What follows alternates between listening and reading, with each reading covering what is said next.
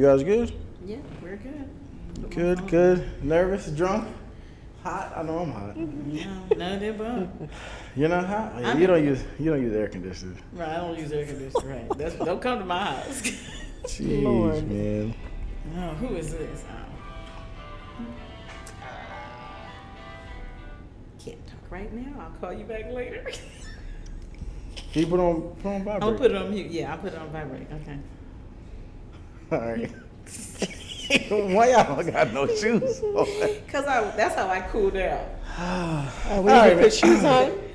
You can see my feet from On the camera, yeah, you got it. Yes, you I guys just are don't sit all on in there. furniture I mean, with y'all shoes good. on. I'm just saying. I just noticed it. You guys It's just are. furniture. For me, this helps me cool down. All right, well, you stay cool, man. Like You a good? dog, I just So, welcome to another episode of One Mic Stand. I'm sorry. That was a tribute to Juice and how she steals it from you. Sorry, this is Mom. All right. Give me the glass. No, don't take my drink. Don't touch it. All right, I'm just gonna wait for you guys to be ready. You guys ready? Yeah. All right. Welcome to another episode of One Mic Stand. I'm Jaxon, 1616, 1/3 of Sexual Strangers. Shout out to Seeing Juice. What up? What up? What up? So I'm back in St. Louis. I'm home for a few things. But obviously, anytime I come home, I just want to, or anytime I go anywhere, really, I always bring my stuff with me. I always bring my equipment with me, just in case we can kind of have a sit down with some people and have a good conversation. And today, since I am home, I have my mom on, and I have one of my aunts on, and I'm going to let them introduce themselves in a minute. But you guys have seen my mom, talked to my mom in the lives, for the past, month or so, and everybody seems to always love your input for some reason. So I just figured, we can get a chance to sit down and kind of do the real thing. Because you were actually like one of the first people that I tried to do like the whole One Mic Stand concept with. Yeah, it went horrible. And no, it didn't go horribly. It was just I didn't really have equipment. I just had my phone, and then I just only was able to record for like 25 minutes or something like that. So this is the real thing. This is like I don't want to say the finished product, but now I kind of have my wits about me and everything. So yeah, man, I can't wait to have this conversation with you guys. Appreciate you for coming. And before we actually get started, you guys can go ahead and introduce yourselves. I don't know if you want to give your social media or if you just want to give your name or whatever. That's up to you. So let the people know who you are. Hi, I'm Mom Dukes. Also, my Instagram name is Bacon, Eggs, and Jelly. And it's good to be here with everybody. BEJ, huh? You got it, see? Exactly. BEJ. I am Sally Dumaine. You can catch me, I think Instagram is Sally AD. Yeah. So, here we are. It's so funny. You guys really give your whole names. That's so funny. Yeah, we're Well, old, you said old Mama school. Dukes. You said Mama Dukes, right? That's what they call me. That's what the gotcha. youngins call me. I didn't make that. Yeah, but you're still even your Instagram has your real initials in it and all that. If she hadn't said, can you cut that out? Because if she hadn't said that, nobody would have known. No, I'm not gonna cut it. Well, they still don't know those are your initials. They just know, Oh, I just know what BEJ stands for. What are you drinking? What? Okay. But anyway, man. All right, so basically what I want to talk about, we can just get right to it.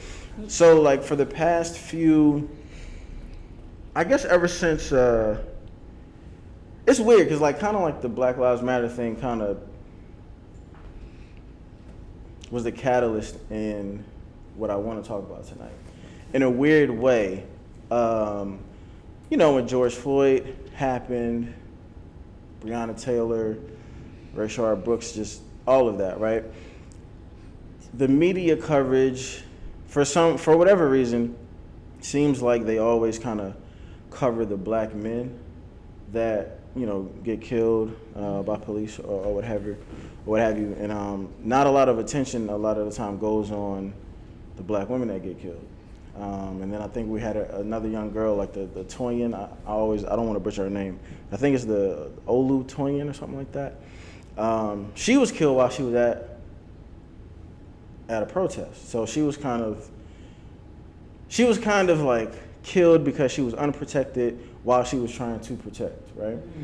And I've just been seeing a lot of thoughts, a lot of memes, a lot of tweets, a lot of posts going around basically saying that, like, you know, black women are unprotected, black women are the most disrespected, black women are the most just, I guess, undermined within our own community, but also just in the world in general. And I don't necessarily disagree with it, but it just kind of hurts my feelings just because I'm a black man, right? And I don't feel like I disrespect black women. I don't feel like I'm one of the people who fails, I guess, to protect black women. But because I'm a black man, I fall into the category when people are kind of making those general statements. And not saying that the statements aren't true, excuse me, it makes me feel a way because I'm under that umbrella. So what I kind of wanted to talk about was, the reason I specifically wanted you two on the show is because obviously you guys are from the generation before me. And I wanted to know if there was like, when was the transition of black people in general just kind of looking out for one another, having it be a community type of feel, but more specifically, black women going from being protected by black men to now being unprotected by black men. Because I feel like I'm in the generation who probably just saw them being unprotected. But I don't know, I'm assuming, but I'm hoping that you guys can kind of shine the light on when you were growing up. Did you feel safe? Did you feel protected? Did you feel like you were part of, you know, a village or a community? And then actually growing up, feeling protected, and then actually living through a time where it's like, oh man, like, I don't feel protected that much. I don't feel that safe like I used to. And then to current day or present day, man, like, these niggas don't protect us at all. Like, I just want you guys to kind of like walk us through your experience of how you think that happened. How did it look in front of your face? What do you think were the causes of it? And how do you think we can kind of get back to where we need to be? It's a loaded question, isn't it? Very loaded. It's got layers. You want to go? Wow. It's not a take turn, just talk. Okay. It's a casual conversation. Okay. So, growing up with 4 brothers, and they're my older brothers. All of my brothers, yeah, they're older than I am. So I have 4 big brothers. They were taught or shown, I don't know where or when, but when Jerry used to walk us to church, he would always take the street side. I didn't realize it, but he was telling my brothers, you know, make sure that you're on the outside of your sister. I thought I turned it off. So, you know, you're on the outside of your sisters and protect them and protect her and stuff like that. Are you gonna let it ring? No, sorry, excuse me. I was gonna let it ring. So I felt protected because I knew that, you know, Jerry was telling the boys to, when you walk with your sister, you know, stay on the outside. I wanted to go to this, I'll never forget, I wanted to go to this dance, and Philip and Dave were like, Mom, do we have to take Barbara with us?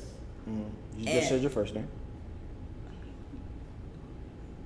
Okay, and I was like, I promise. I told her, I said, I promise. I'll do whatever you need me to do. I'll stay quiet. I'll stay close. I won't roam off. And so I knew that protecting me must have been a chore to my brothers now. And it just so happened that night at that dance there was shooting, but I stayed with whoever, and I knew to hit the ground or duck and get out of the way.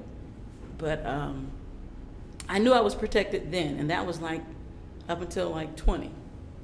And then what happened at 20? Or let me ask you this. I'm sorry. Before you answer that, every woman I've asked this question, right? When they tell a story of how they do feel protected, it's always from men that are in their family. Mm-hmm. But when we have this conversation, I don't think any women are talking about being protected by men in their family. I think women are talking about, and correct me if I'm wrong, anybody in the room, I think women are specifically talking about men who are not in their family. Like, it's almost as if, like, I feel protected by the men in my family, but then when I step outside of the house and when I step into the world, that's when I feel, naked out here, for lack of a better term. Yeah. I've dated men who've done that walk on the street side and that kind of deal.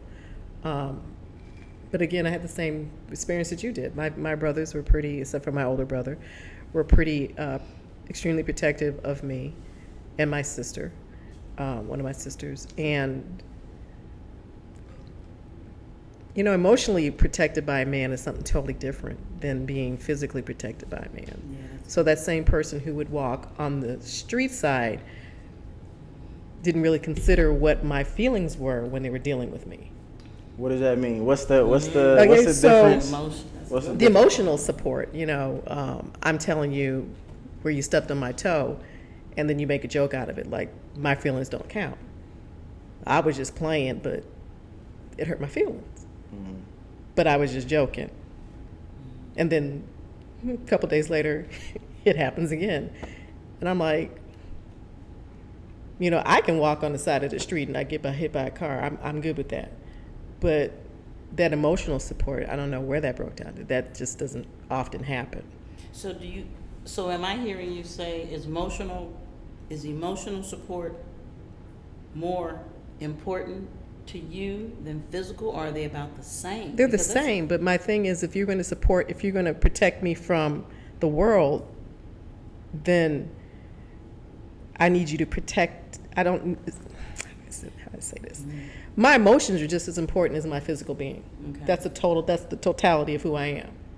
So if you can protect me from the world, then you should understand what my feelings are and not step on those too. So that's the protection that I. What kind of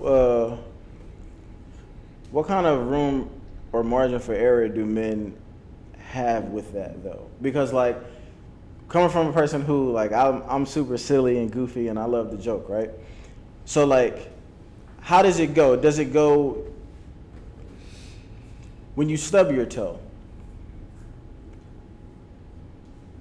I guess the order of it is like you stub your toe. Then I ask, hey, are you okay? And then you say, yeah, I'm good. And then I make a joke out of it. And then you tell me that's not funny. Or is it like you stub your toe, you automatically tell me that you automatically, or the first thing you do is you let me know what the level of seriousness it is. And then I still make the joke after it, or is it all under the same umbrella? And I guess what I'm asking too is like, how do we know when we're allowed to make jokes? If you don't, because it's kind of like a comedian, like you're gonna tell the joke. You don't know if it's gonna be funny or not until you tell it, and people either laugh or don't laugh. So it's like I don't know what the threshold of your sense of humor is in this scenario until I actually, try to make light of it. Last guy I dated, when I say to you that marriage for me is really serious, so don't make jokes about it, and every time I turn around, you're on your knee getting ready to act like you're asking me to marry you. Oh, that's ridiculous. And then you say, will you go to the prom with me? In front of your whole family. That really happened? Yes, that really happened. Oh, that's That really happened. That's not funny. So that, again, right? And this Okay, is the 5th, 6th, 7th, 10th time that it's happened, and I'm looking at you like, if your family was in here, I'd probably kick you in your nuts right about now. Because you don't understand. I'm saying to you, it's not funny. That's the one. I would even laugh with you if I stubbed my toe. If I bounced down the stairs, I would laugh with you. It's not me being sensitive. It's me saying to you, this is the one thing that is not, I don't find that funny. That's not okay. That's not something you should be doing. And I'm telling you, that's my boundary. And you just run into it and just keep running over it. That's yeah. How does that you feel like trickle over into any other aspect? Because I know, well, if that's the one thing that you're super serious about, what are the other things that you feel like that it would kind of like there's some spillover as far as like maybe the person not being so emotionally supportive? I'm trying to think. With him, he had his moments of being very emotionally My daughter hurt herself. She was in the hospital. She was ICU. And he was there the night they brought her into the emergency room. I spent the night at his house a few times because it was closer to get back to her. And so he was there for that. And I felt that closeness. And then, some other things popped off. And I was like, am I misreading this? Is this not making any sense to you? Is this, if you're that supportive, I'm thinking there's some feelings there that apparently weren't there for him. Mm-hmm. So it spilt over big time, and it was like, wow, okay. Does and this is a question I guess for both of you, because like based off of what you just said, right? Sometimes you can, like I have female friends that are strictly platonic. I have female friends who aren't platonic, but we're not together either. But like, I feel like I'm able to give support, emotional support to either or, but in the same breath, what if I'm there for you emotionally, but I'm maybe not on the same level that you're on? Because sometimes it can feel like if a guy doesn't kind of like go all the way in the sense of wherever it is that you want it to go, then it's looked at as like a mixed signal, as opposed to me just trying to be supportive in this one individual moment, even though I still am not on the level that you're on. And sometimes I don't know if that's the part that's looked at that would make women say that they feel unprotected because they feel like maybe the guy is, playing games or inconsistent. But in reality, it's just like, maybe I'm not there on the dating side, but I do see that you need some support right now, so let me at least try to offer that. But that's kind of tough to do because that might send a mixed signal. Right. Mm-hmm. And I don't know. I guess I want to know how you guys feel about that. Like, does it have to kind of go, is it like all or nothing? Like either you show me emotional support and you're there right where I'm there, or just don't even show it to me at all? The way I'm hearing what you're saying, it's almost, the best word that I can snatch out of the sky is maturity. I have to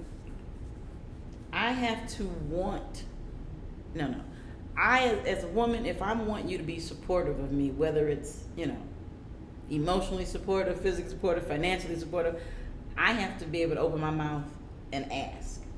And sometimes that can come across, if I'm following what you're saying, sometimes that can come across as being controlling, or I've been called controlling because I might open my mouth and I'll specifically ask, I need your help.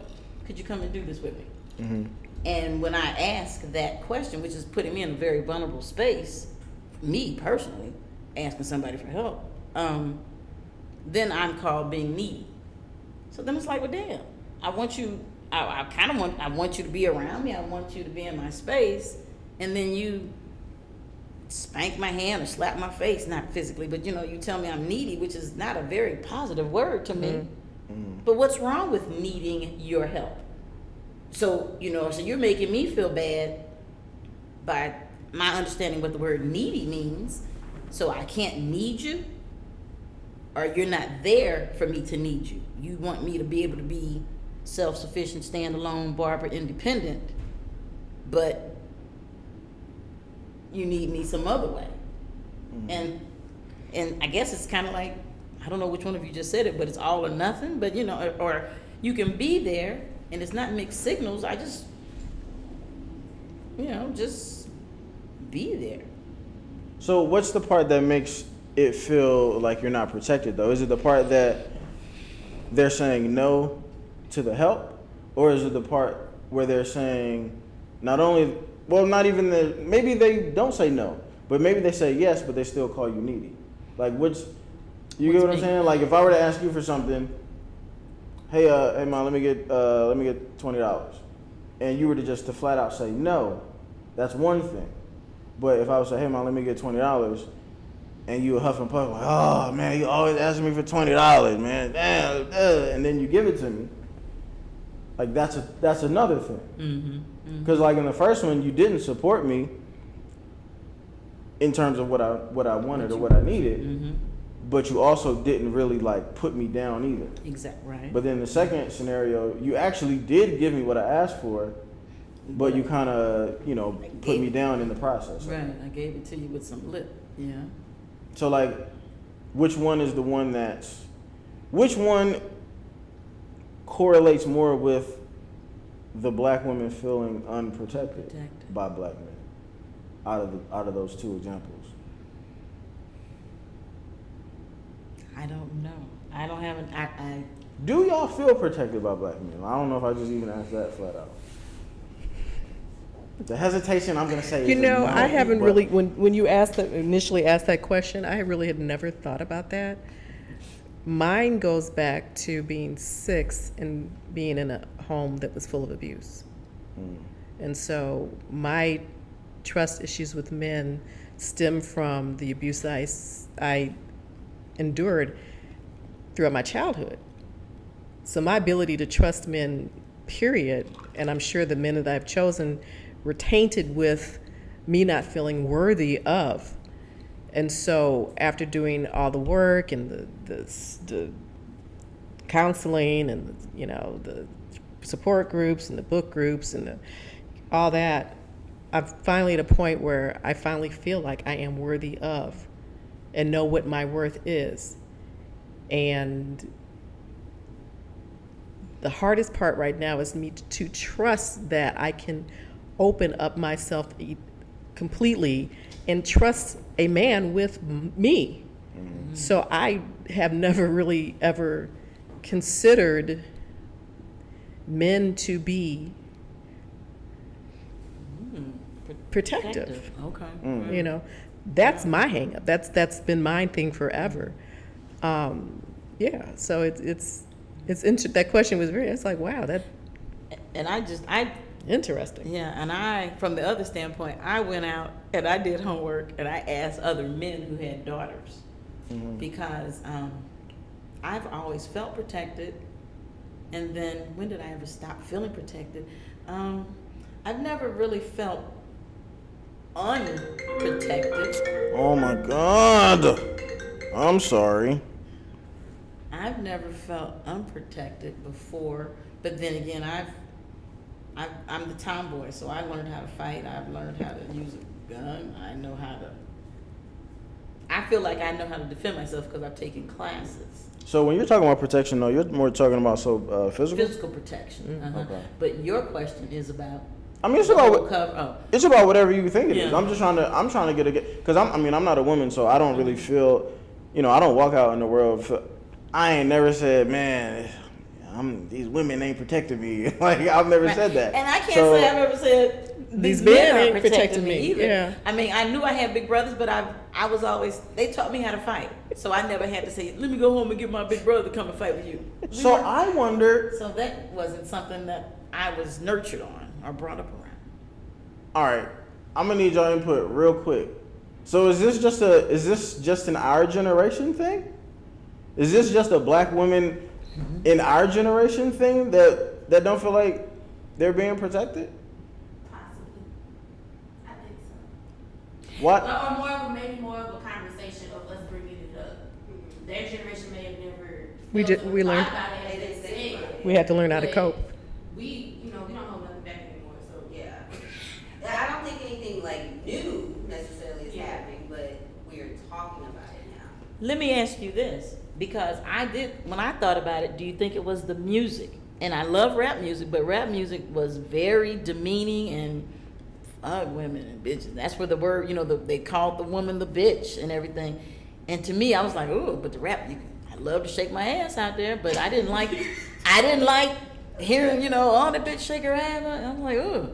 Well, so could that have been where the turn came in the 80s? Because that's when, and I thought about it. Crack came out in the 80s, and that's kind of when, Well, that's more of but again, that's more of a question for you two because I was born in the 80s. I know, and so we don't know. And I know, and in the 80s, I was having you, so I wasn't out in the clubs anymore dealing with men. I think was it happened mom. before that. Okay, see, I you're seriously like, think it okay. happened before that. I think, you think about welfare mothers, and they could not have men in their apartments, or they would lose their whole thing. That's true. So I don't even think it's even about us. I think it happened in our community, but the way that the system was set up, That's true. there was a further wedge to put between black women and black men and the family Which is the unit. carryover again from From slavery. PSST, yeah. They So, separate the father Yeah, the man and the I woman. really seriously don't think that it was just the rap music. Okay. I have issues with it too, believe me. I like it, yeah. Um, It's funny because some guy would come over, I'm whispering like I'm on the mic, but I would be at the clubs and a guy would come over and ask me to dance, and I was like, I don't like this lyric, and sorry, I can't dance. I don't like the lyrics in this song.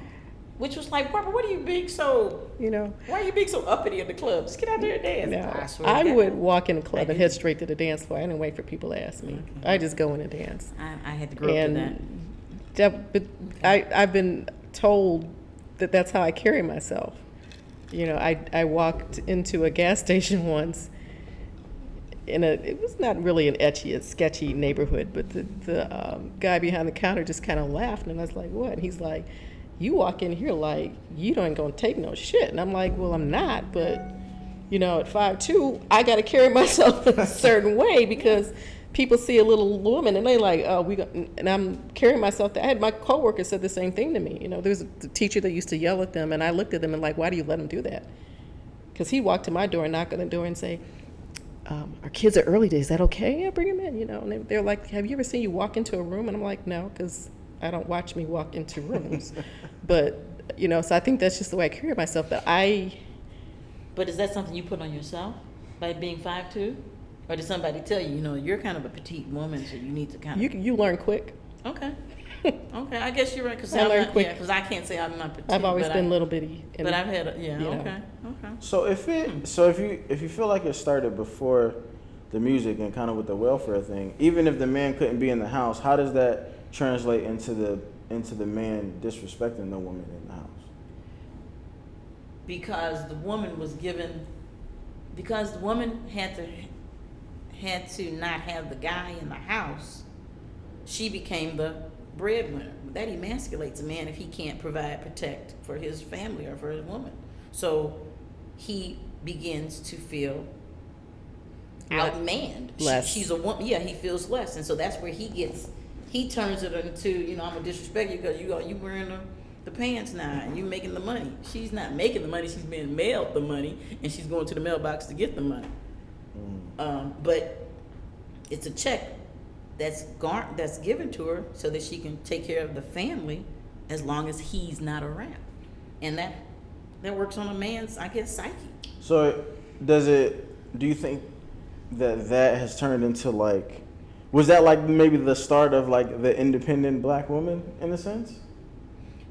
Or because maybe like I'm asking, I'm not trying to give you the answer. I'm just No, I got you. I'm just trying to, because I wasn't, I Right didn't there. exist at that point, but I'm just trying to figure out maybe if that was the start of like the woman feeling like she didn't really need a man's assistance. According And that kind of can turn, and sometimes some people, not all people, but some people, when some people don't need you, they take joy into telling you how much they don't need you. Mm-hmm.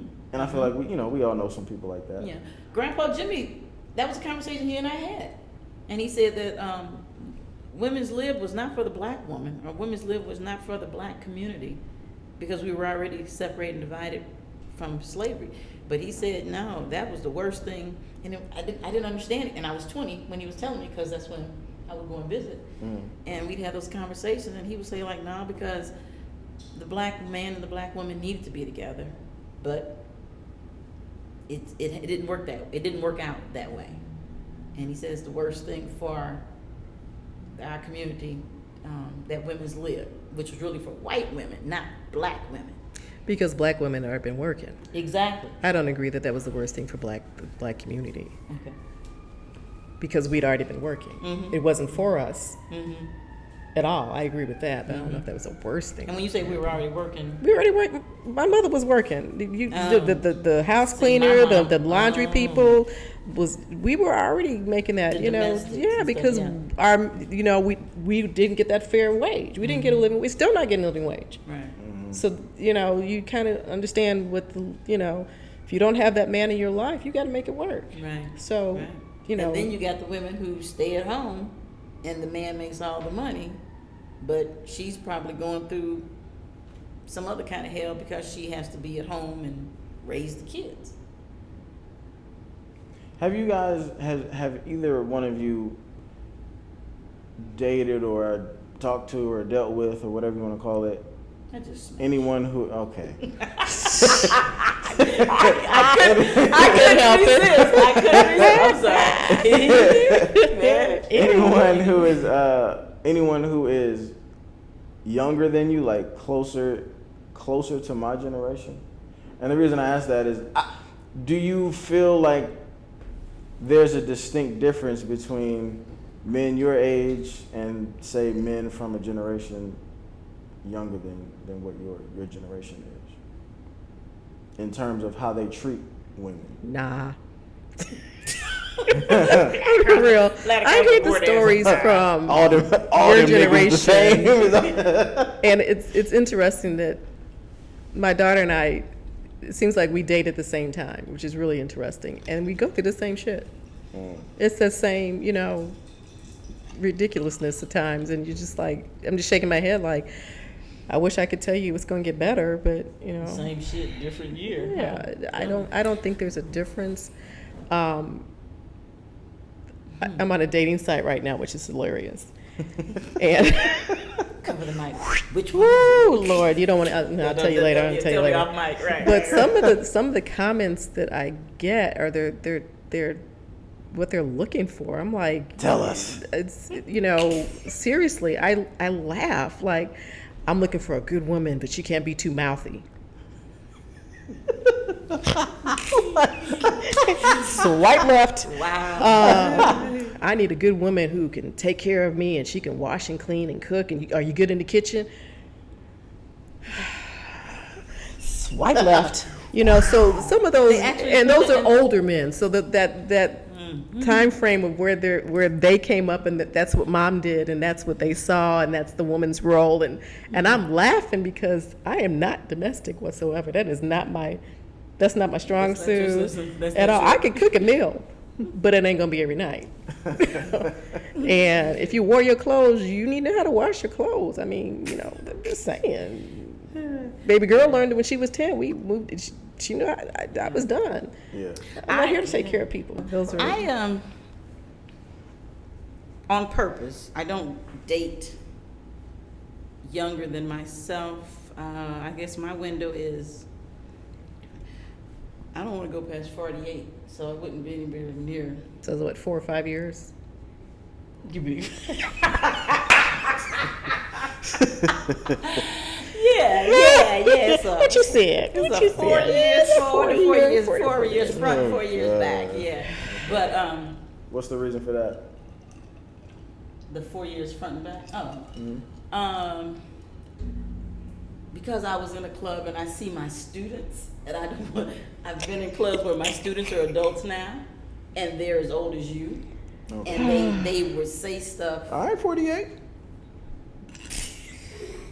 I don't know what you trying to say. I am not. No, they're not. I moved that age up. I don't even want to go. You back. moved the age up because they were Exactly. hitting on you. Right. Uh-huh. Yeah, they were hitting on me. And plus, I don't want to be a cougar. I don't see myself as that. But I've been considering it, though. But then I go, nah. But, stay focused, Barbara. What was the question? I'm sorry. I'm sorry. I'm just trying to figure out, like, what I wonder if there's any kind of distinction between, men that are your age and then maybe men that might be 10, 15 years younger than you. Mm-hmm. Yeah, I can't speak on the younger men. I like older men. My age or older. So how come? So this is something that kind of I just thought about. Where how can it be a transition of, we don't treat our women how we used to. But I'm talking to two people who are in a generation of the used to, but you guys are saying that you be experiencing the same thing. But who's telling you that you're not treating women, that women aren't treating you the way that they used to? Well, Are they women your age? Because without having those conversations with mom, then they don't really know what's been going on before this that. this is the thing. It's always a big argument with like how women, see how their dads treat their moms.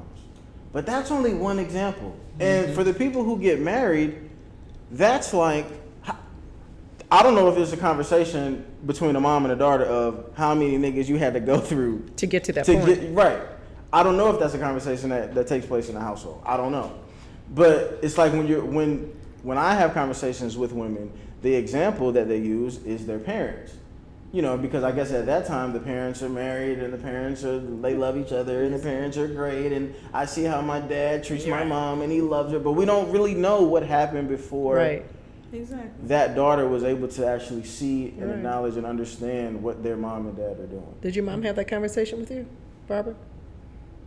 Mama Duck? Dukes? Mama Duck. Mama Dukes, like Daisy Dukes. Oh, my bad. Mama Dukes. No, Mama Jack did not have that conversation with me, but I was the daughter who would be outside up in the tree. I didn't stay home. I didn't stay in the house. So and I understand there have been lessons or conversations that You missed. that I missed, but God took care of it. So. How do y'all feel about the music? How do y'all feel about the bitches and the hoes and the sluts and all that? Do y'all feel like it really, really plays an influence? Because I'll give you my argument before you guys answer. I don't. I listen to all of that music. Mm-hmm. She knows. She rode with me when I was playing my stuff. Sorry. Right. But, I mean, Right. I watched, I listen to music with explicit content and lyrics and all of that. I watch videos, I watch movies, and I think you and I had sit down conversations so that I knew that what the difference was between like entertainment and reality, fantasy and like in real life or whatever. And I feel like we also had conversations of, just how you treat women. I had that with my dad also, because I feel like you, and I said this before, I feel like you tried to like lay the foundation of like basically how you wanted to be treated. You tried to instill that in me, and then I feel like so that was from a woman's perspective, and then my dad would just kind of try to coach me on how to treat a woman from a man's perspective, or what have you. So, but even within all of that, I still listen to all the music with the bitches and the hoes and the, you know what I mean? So Yeah, I know. and I'm not gonna lie, it is part of my vocabulary, which everybody, a lot of people aren't crazy about that. Right. But I do kind of feel like people know when we're joking, we're joking. But when we're serious, we're serious. And when we're serious, it's the utmost amount of respect. When we're serious, it's I'm not gonna talk to you crazy. When we're serious, it's I'm gonna walk on the outside of the street and I'm gonna get hit by the car first. when it's when it's serious, I'm not ever gonna put my hands on you. When it's I'm never gonna call you out of your name. When it's serious and when it's for real, conversation or whatever it is. Sure. But when we're joking, y'all gonna get these jokes. Right. Or whatever. And some people it rubs the wrong way. I don't really care, honestly. Because I think, and a big part of it for me, and I always say this, is I don't know if you guys have ever been in barbershops. I don't know if you guys have ever been amongst all male friends when we're talking about women. That's how niggas be talking. Whether y'all whether it's right or wrong or people like it or not, that's how a lot of men talk. So I feel like because I'm a person with somewhat of a platform, I feel like I'd be doing people a disservice if I got on here and never said bitch and never said hoe, but then in real life when the cameras are off, now I'm yelling it from the balcony, and now people's looking at me crazy like I'm a, you know, like I guess like I'm just like putting on for the camera or whatever, and I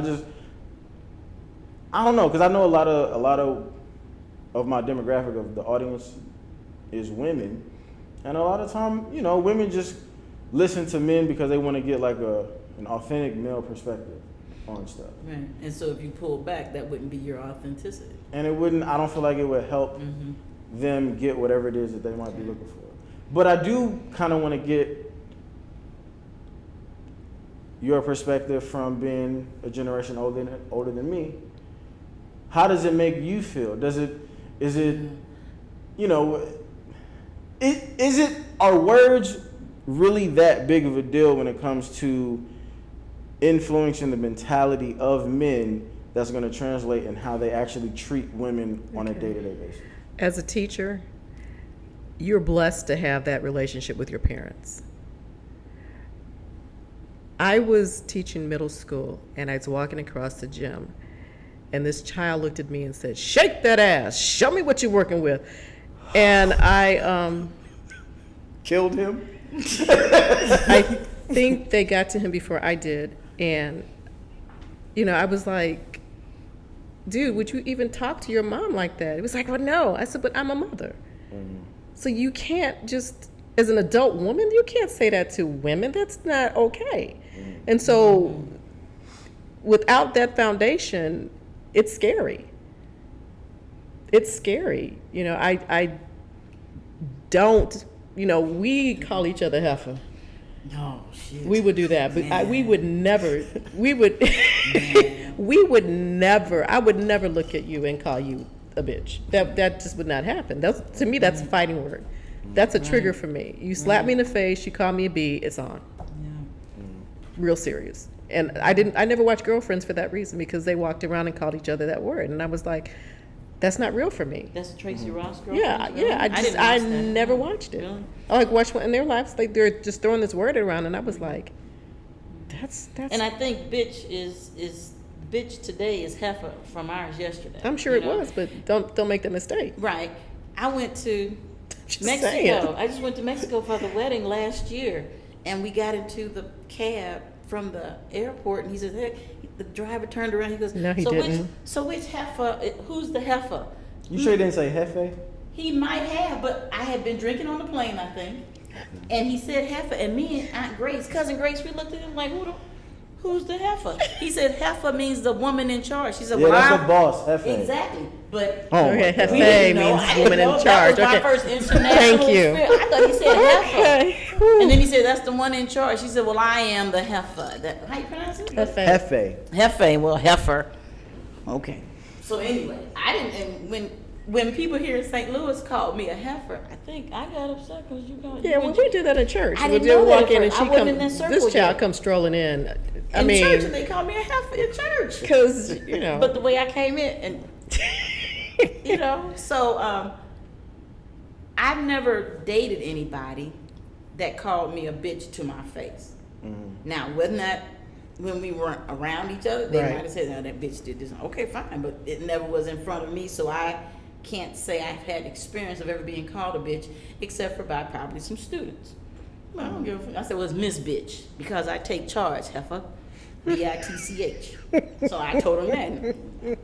We'll go to the principal's office and write it up. Okay. But no, I've never dated nobody who I was interested in. We were interested in each other. No, I didn't allow them, or I didn't have to worry about them calling me a bitch. Right.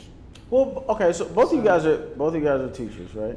No, I'm Or- retired. okay. Woohoo! All right. Stop rubbing it in. But Man, coronavirus. what was your like from your observations, just seeing like how the boys and the girls dealt with one another? Like, what was that like? Because you kind of get to see it firsthand. Well, okay, the middle school, 6th grade, that's walking hormones. So right then and there, they're disrespecting each other. Catch a girl, kiss a girl, fill a girl up. And that happened in 6th grade when I was in 6th grade. catch a girl, kiss a girl, fill her up, whatever. So they weren't calling them names in 6th grade that I was aware of. And then, Not necessarily names, but just like the approach, just how like they interacted with one another. but they were sixth grade, because I've taught 6th and 8th grade. I never taught 7th grade, and I don't know what happens in the 7th grade sexuality. It's the same thing. Okay. It's no different. But see, 6th grade they're beginning it, and In 8th seventh grade grade, they've they accomplished- mastered it. yeah. In 8th grade they're real cool about it, and they're still getting caught. They're still doing it. Yeah. Yeah. It's just, it's clumsy, but they don't call each other bitches. They didn't call them each other bitches and stuff and niggas, How do you guys refer to men? motherfucker, that dick. Okay. I do, motherfucker, that dick. I really Is don't that- do that. That's all right. I just. What is there? I what's probably a- use the word dude more than anything else. That dude. I would Okay. say that before. I would never. I don't use that. Okay. Yeah. Do you feel like you guys have disrespected men in your day? Boy, I got quiet. I may have, but probably not out in front. What disrespect has a Has As a it has a wall. backyard? It has a Well, it's like No, what you were I talking don't- about I the can't barber always- shop and the beauty shop. Okay. So Yeah. that kind of deal. But I don't. I didn't go to no beauty shop. I did. I did, but And we I used to didn't. get We my don't. hair- I sit literally. We don't sit around talking about. Not where I go. We don't sit around talking about men. No, right. We really don't. And where I did used to get my hair done, it was a beauty and barber shop, but it was separate. I don't know. No. I don't mean. I don't You just mean necessarily outright disrespected guy. I don't necessarily mean about men. I just mean like how you talk to them, how you interact with them, how you. It depends on how you walk, how you approach me. Okay. It's really about how you approach me, because there's a certain way to say hi to me, and there's a certain way not to say hi to me. Which is. If you want to have a conversation with me, hello, how you doing, that kind of thing, not like yo baby, what's up, and all that jive crap. Miss You can Lady. just Hey, leave Miss it, Lady. Miss Lady, Miss yes, Lady. Miss Lady. Nah. Yeah, right, I got you. Baby, nah, I'm good with that. No, I want to be. You just got to come off that way, and if that's not the way you're going to come to me, then I'm not even gonna. I'm just gonna walk away or leave you alone. Just That is one thing. I don't like being called baby or hey sweetheart. And then I got not if I don't know you. Because even in my because you called everybody baby. That just means they don't know your name or that's just an easy Well, then ask the question. and easy. I know what's your name, but I'm saying that's an easy way to say ooh baby. Like Yeah. you want me to say your name during sex. Plus, but you again, don't say I've my got name? that. No, baby's ain't The height thing, and you calling me baby means that, right. You're my babe. yeah. I'm You're my like, honey. You're my sugar bun. Yeah. Whatever. How I don't do- like pet names. How do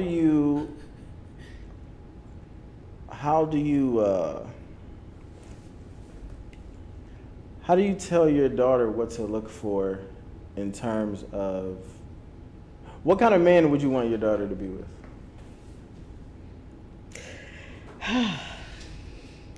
Whoa. Look at her face. Sorry. Not like we don't have these conversations all the time.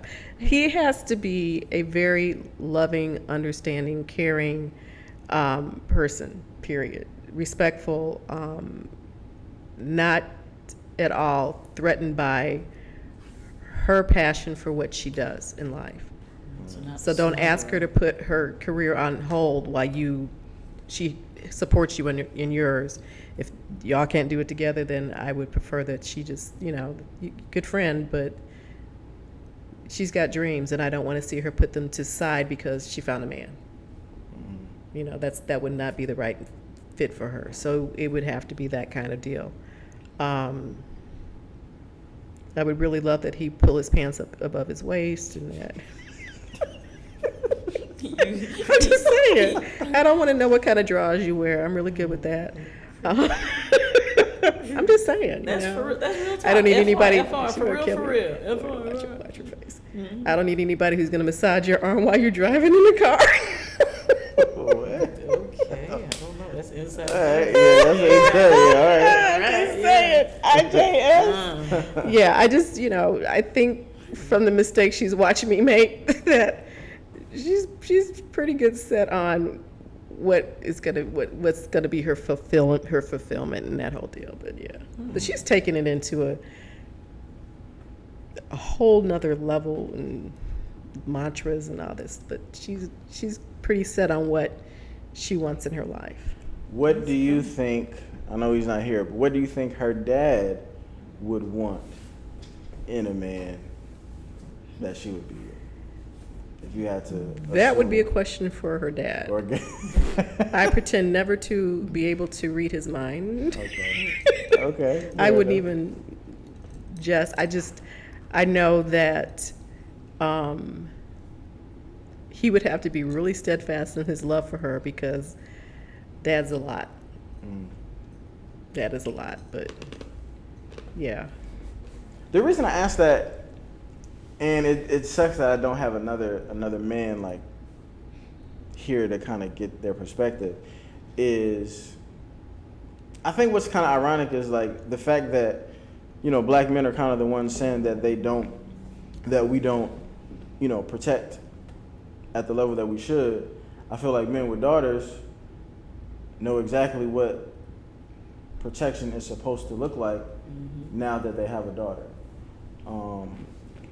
You know, and I just wonder if if they have lived their lives the same way that they would expect for another man to treat their daughter. But I also, I guess from mother's perspective, I guess this is more so a question for you. Like, how would you, imagining that I'm just a guy, right? How would you raise your son to make sure that he is one of the ones who is respecting and who is protecting and who is, you know, doing what he's supposed to do when it comes, you know, to just, I guess, like being a man. Right. And like you sent this question out when you invited me and let me know that you were going to do this. Mm-hmm. And I thought about it. And when I circle back and think about it, I don't know if I don't think I did that part with you. I didn't, I sent you away and let your dad nurture you to grow up to be a man. But then I thought about this and I was like, man, but Barbara, you didn't put your part in it from the female perspective to tell Jamal, you know. And I was like, it's too late now. And I've had these thoughts, you know, since I knew you were coming in town. Well, what would you have done differently? And that's what I'm thinking. I'm like, what would I have done? It's like, you know, it's not. Of course, it's not role play. That's weird. It's more like it just would have been conversations. And when I think back to that night on the live show and they asked me what would I have done differently, I ought to have talked to you, I believe in that. I should have talked to you more instead of sending you away. I taught you to leave, and I never wanted to put that box around you, or that wall where you couldn't go to your father as an outlet, because I can't teach you how to be a man.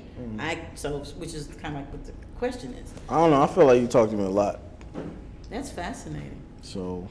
Well, that's good. That's good because I still have more to say. So what would I say to you? You said, what would I tell you to be? Just be. You know, it's the golden rule. Treat others the way you want to be treated. Mm-hmm. And because I know when I flash back and I think about it, I made mistakes, but I only had one kid. So you got my best side and my worst side. I'm still working out the kinks. But that little brother or sister that I had, that would have been perfect. I don't know that. All jokes aside. So just to talk to you more. I think I showed you enough, but I didn't see you dating any girls because your passion or your girlfriend was baseball. So had I known, if if you were dating, if you had dated before you left home, then I could have been more involved. But because you're Saying what though? Like, what would you? Oh, I don't know. It depends on okay, like when you went to the prom, that's the only time I saw you with a girlfriend, with a girl. It's just be polite, I don't know. It's weird. I can't think of it. That's weird. I can't think of it now, but it's like crazy stuff. Keep your teeth clean. Keep your fingernails clean. Keep your hands to yourself. Let me ask you this, Yeah, because you when in terms of protection, right? Kind of getting back on that. You mentioned more so the physical part. Would you want me to put myself in physical danger for a woman?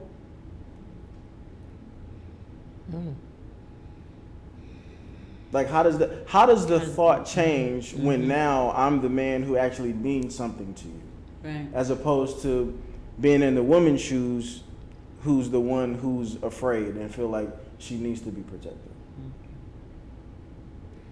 And I'll let you think. I'll keep talking for a second. And I ask you that because as a man, I feel like we're a lot of the times put in weird situations simply because of the fact that we're men. Men. That there's like this unwritten rule that we have to be like we have to be the muscle, we have to be the brawn, we have to be the tough guy.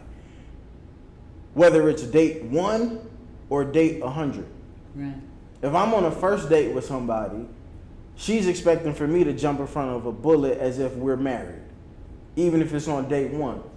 And if I don't, there's never going to be a date 2. Mm-hmm. But we're talking about a bullet. And I think the consequences are different for men, which I don't know if a lot of women understand too. If you guys went outside right now and got in a fight with another woman, it's probably just going to be some hair pulling, some slapping, some swinging, maybe some wrestling or something like that. Mm-hmm. If I go downstairs and get into it with a dude I don't know, I could potentially lose my life. Right. Because most men carry pieces. But Or they got friends. if I go downstairs with a date or with a woman and I'm confronted with the challenge, maybe he says something crazy to her and I don't defend her honor how she thinks that I'm supposed to, and I may be escaping death because I handled it intelligently, but now I lose the girl because she didn't feel like I handled it with enough machismo. Right. Yeah. I don't.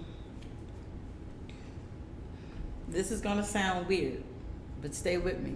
So, like when we were walking, we were walking when you were growing up, and I would always walk with you because you're the child. I wouldn't put you on the street side, even though you're a male.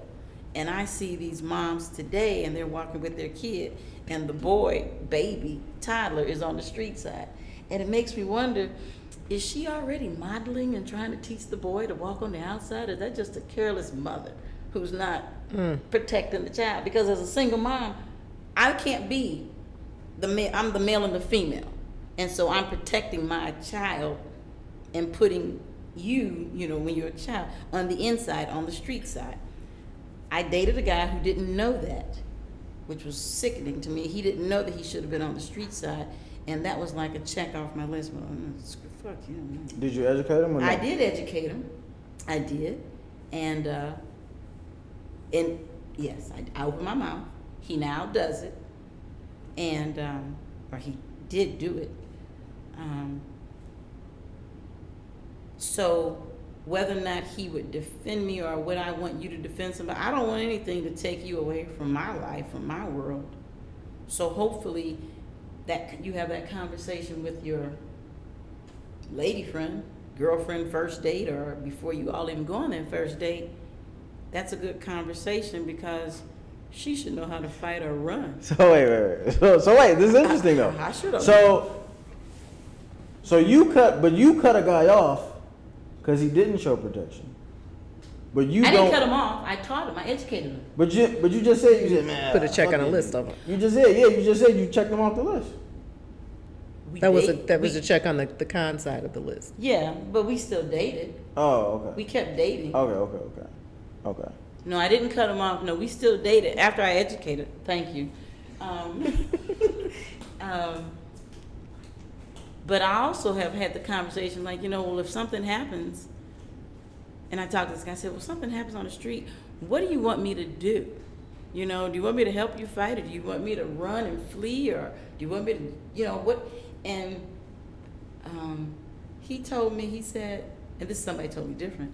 He said, no, he said, you go ahead and you leave. And if you can get away, you go ahead and get away. And I'll be okay. And just call somebody to come back if it gets ugly. If it's, gunfire or something. How does that make you? I wonder how it would make you feel if I saw a meme today, which I'm probably gonna do a whole nother episode about.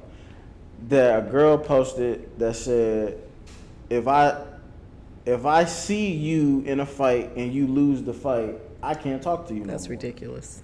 Because I don't respect you no more. That's ridiculous. So like, that's ridiculous. Now, are memes just words, or are memes cartoon? But she posted it memes to are her. like to a post her. of Memes word. can be okay. Yeah, gotcha. but I mean, for real, That's crazy. I saw that today. That's ridiculous. I saw that today. Well, she'll be by herself. And That's all. She's going to be by herself then. Yeah. I mean, she spoke her true self. She spoke her truth, as they say. But It's But so ridiculous. that stuck out to me though, because I feel like it kind of sums up like the weird position that men are kind of put in, right, where it's like the And- margin for error is just so small. you're right. You know what I mean? Like because it's weird. Like if I see what if the dude is an MMA fighter? Mm-hmm. We don't know that. What if he's a boxer? Boxer, right? Or what if I see that he has a gun on his hip, and I decide Life is better. to just ignore it and just walk away from it, and from the naked eye, it might, I guess, look like I got punked or whatever. Right, but you But- got your life. But we live. Right, you live. You know what I mean? But it's like, I don't know. It's just really weird, because it's like we almost have to be willing to like put our lives on the line, and that's an extreme But situation. But you just never know. Like right. you just And there's this guy. And then there was this one guy who I dated, and he was a crack addict. And he said, "Barbara, I'd take a bullet for you." And I was like, "Shit, wait. I didn't ask you." Did you just say he was a crackhead? I did. Yeah, we'll talk. I'll tell you. You didn't know that part, did you? Like, Wait, what? It was horrible. But I made mistakes. But he said, "Barbara, I take a bullet for you." And I looked at him and said, "You're stupid." That's because crackheads don't feel pain. I don't know. I guess that was it. Oh my god. I guess that was. But that Wait, was did you stupid. see it? Did you see the crack being headed? Did I see him being a crackhead? Yeah. Yes. Hey, you stay? What is going on? That's what I'm saying. I made something. What is going on here? Let's stay on topic. Wait a I minute. don't have your back on that one. Wait. This wasn't my dad, was it? wait. This wasn't 84. Gosh. Was it? Oh, jeez. That's not part of this taping. That's not Man, part of this taping. that's hilarious. But the fact that he said, but the point is, with your connection, you said, this guy said, "Barbara, I take a bullet for you," and I was like, "Well, I didn't ask you to, so, that's on you." Because to me, that was A lot. That was a lot. And again, I almost want to say now, I don't think that I'm not worth that. I don't want you to lose your life. It's not like worth that I'm not. So wait, Work. he did crack, but that was the straw? I can't stand myself. That's what made you say, you know what? This is too much. Woo-wee. I tell you, the pickings were slim. Oh my God, man. It was a short-lived relationship, but it was a relationship, and all that stuff happened. That was. I tell you, I'm not. Hey, I'm grown. I'm a grown-ass woman. I've lived some stories, and I didn't tell you everything, Jamal. You don't need to know everything on camera. I can tell you off camera. I'm alright. That's crazy. So no, I don't want. So as a mother to a son who's I really don't want you to ever say that to someone. I'll take a bullet for you. Yeah, but then again, I raised you to be independent and to think for yourself. And if saying that will get you to the next day or the next meal or the next,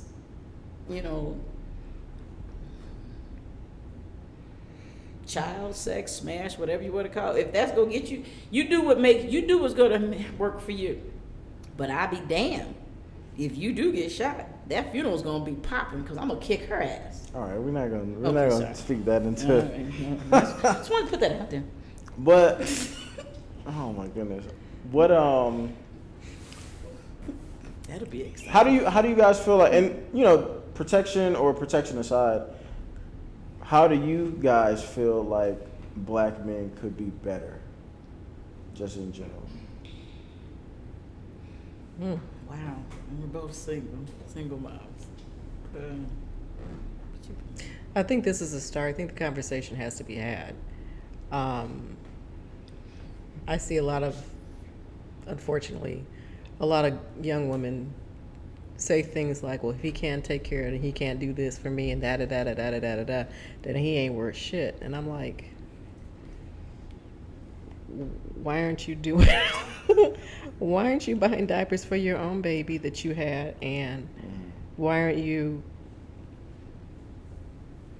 doing, it should be 50-50 kind of deal. So I guess for me it is not 50-50, 100-100. Okay. First of all. Okay. But the contribution should be equal. 75, 100, 2,000, 2 million. Crack and crack. Yeah. Well, it should be equal. So that's like the man asks you, to cook some dinner. Yeah, now. If you hungry, you go in there and you cook yourself. Yeah, so no. you hungry. I seriously, I think the conversation has to be had. I think that the downfall of relationships, basically, from my point of view, is that we think that all men are the same and we think all women are the same. And so my experience leads me to be me. And it's not who Mama Dukes is, it's not who anybody else is. And whoever I'm dealing with is the same thing. So whatever experience we bring to it, understand that they're different. Just because you're a man doesn't mean that you're not this and you're not that. And then just because I'm a woman doesn't mean that the norms and what society says I should be is who I am. So if we can get past and push everything else away and get everybody out of the conversation and get everybody out of the relationship, and you deal one-on-one, and I think that we won't be worried about because then you're going to see her worth and you're going to see his worth, and you know what he's going to do and you know what he's not going to do and what he's not able to, or whatever. And then is that a deal breaker for you? Either way. So I think the conversation has to be had, and just the real conversation. Who are you exactly?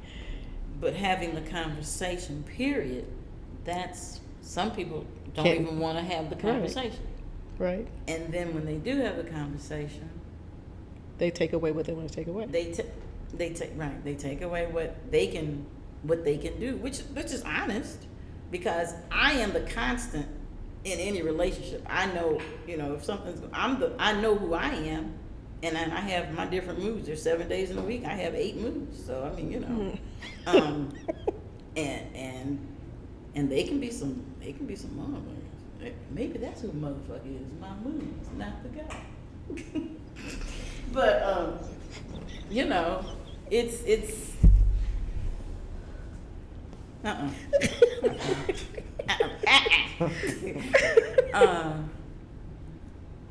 it's the conversation first, but if you have to be willing to have the conversation, if you have a body language of you don't even want to broach that subject, then obviously that's not the person to be. That's the person. If that's what you want, and that's the person that's gonna stay in that lane over there. They just gonna have just that part, And I can deal with somebody else who really wants to have a conversation about what's gonna make him better, what will make me better, what will make us better, if that's the path or the journey you want to go to. You know, and I think self-reflection for myself, obviously, I wasn't mature enough. I wanted to have the conversation. I wanted to know some things, but I was thinking, let him lead, let him do it first, let him start the conversation, which was that old mantra of, no, the woman shouldn't be so aggressive. And shit, I should have been aggressive, because I don't think I would be in my, I don't want to call it predicament, but I wouldn't be where I am now. I've missed a lot of opportunities by not being more aggressive, because I didn't want to come off as, oh, she's just very independent, aggressive. You know, I'm confident, but at the same time, you know, it's Why do you think being independent is a negative thing in your case? Is it being independent, or is it how you wear it? yes. Both. Both for me, because I guess I couldn't figure out, I couldn't navigate and figure out how to wear it. How do you feel like you've been wearing it? Masculinely. What does that mean? I got this. Don't worry about it. I can take care of it. I got it. I don't need your help. I'm not the damsel in distress. I've never shown that. I've never shown that side of me, because I wasn't raised to be a damsel in distress. So then when I I'm sorry to cut you off, but I just don't want to forget my question. Why do you have to be in distress to receive assistance? Good question. That's the way it feels, though. But that's, yeah. Yeah. I mean, I've had men say that to me. Are you that damsel in distress? And I'm like, no, I don't. I'm not Cinderella. I'm not a Disney princess. You know, that's not who I am. But I learned at a very early age that the one person I knew I could depend on was me. I learned lately that I have a village around me that, you know, even when I don't ask, they're there. Will flood you. Yeah, they're there. So I've learned that. And the fact that you learned it so late. Yeah. For me, it's like, wow, had I known this, but what sign did I miss? And you cut me off. What was I finished? Let me go back to You were just saying the how damsel in good- distress. yeah. And you said, how do I wear it? Yeah. And so I've asked for help. And then it's like, okay, yeah, and I've asked for help. And then it's like, well, you know, I can't do it right now. Because then they said, well, Barbara, you know, if you want some help, they said, if you want some help, ask me. So then when I ask for help, well, I got such and such and such and such to do right now. So then I can't be the priority. So I have to understand, do I want to be the priority, or I do want the help, but now I got to wait for this help, and I can do it myself. But if I do it myself, you know, they're going to be like, and I'm trying to figure out whose feelings, you know, is it emotional support, or just I need you for something right now. And that tightrope of, I'm asking you for your help, you putting me on wait, so now I'm going to be your I'm going to be the first place loser. I'm losing out to something else. Well, I just go ahead and do it myself. Well, that kind of goes back to, like, I understand what you're saying, but it also kind of goes back to, like, and I'm biased because I'm a guy, right? But it's almost like we don't really have much margin for error. What if you ask me for help and I'm not able to help you right now? That doesn't, like, does that mean that I'm incapable of helping you forever? Right. Or does it just mean that I can't help you right now in this moment that you might really need it? And if I can't do it this one time and I'm done forever, Right. then it's just kind of like, that's a little unfair. Yeah, you're right. You know what I mean?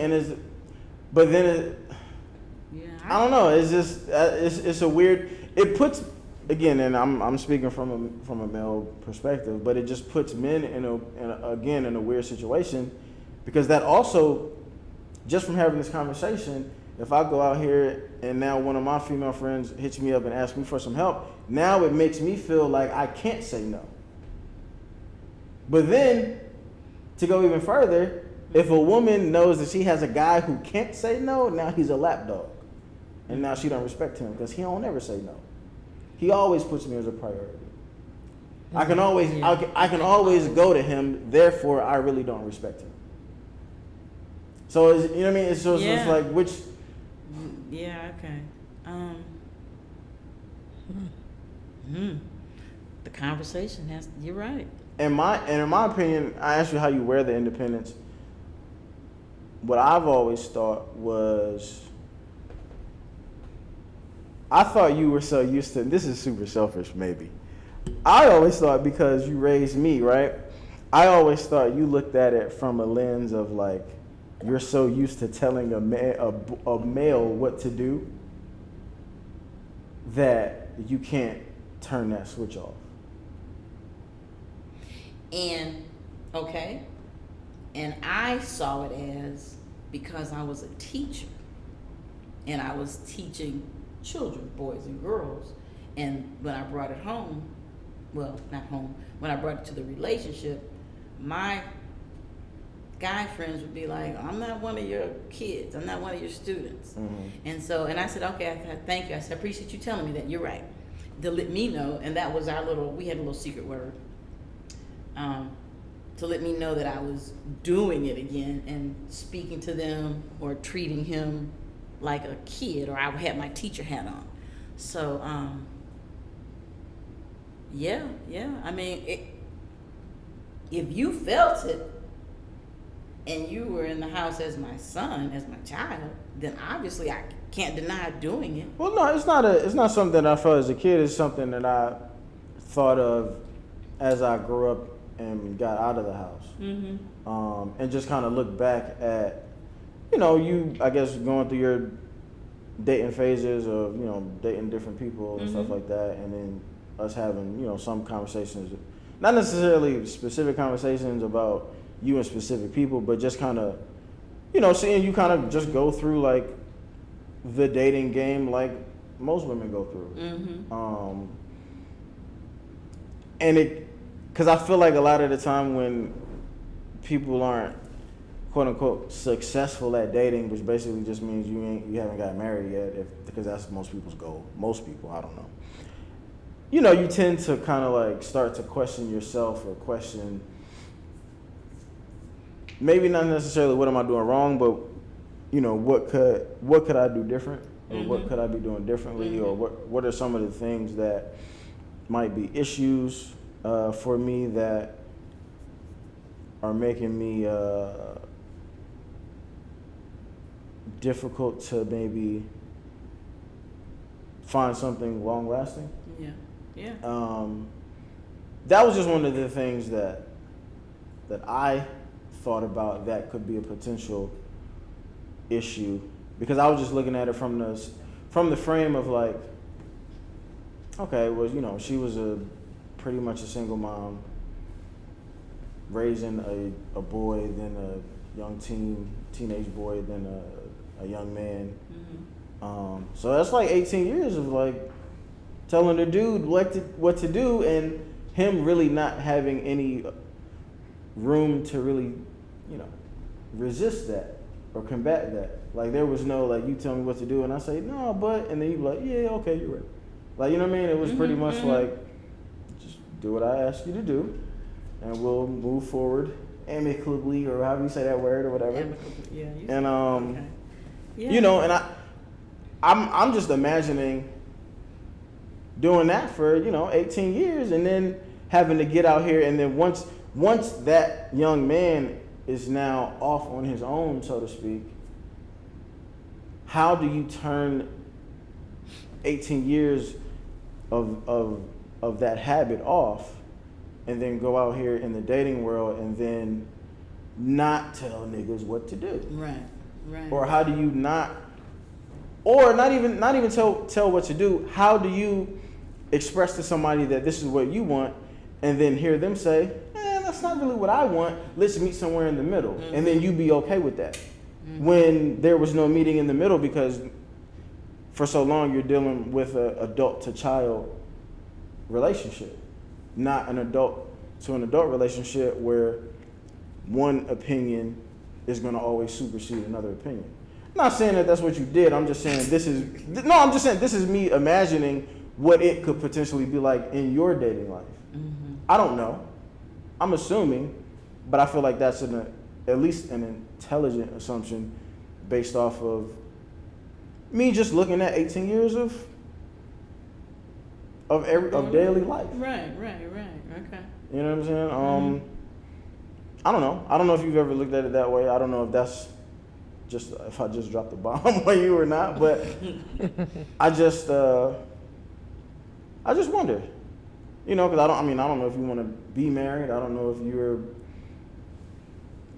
Who was that? I was talking to Mia last night, and she was saying that she has come to the realization that she's probably just not a relationship person because she likes her alone time. She doesn't like having to not necessarily be responsible for somebody else, but having to always kind of consider someone else's stance and feelings before really doing much of anything, because you kind of represent them when you're out in the world. Yeah. Because that everything that you do kind of reflects back on them and vice versa. Right. And she said like, I don't really think that's for me. Okay. Or what have you. And I don't know. Yeah. Well, that wasn't my. I never sat outside and wanted the picket fence, the white picket fence, and the old. I want a house and a white picket fence and kids. I wanted 3 children. That didn't work. But, but no, I don't. And who's to say? I mean, I know there's a church member. She got married when she was like 40 something, 50. So there's still room for me. But I don't know. I'm something. I'm something else.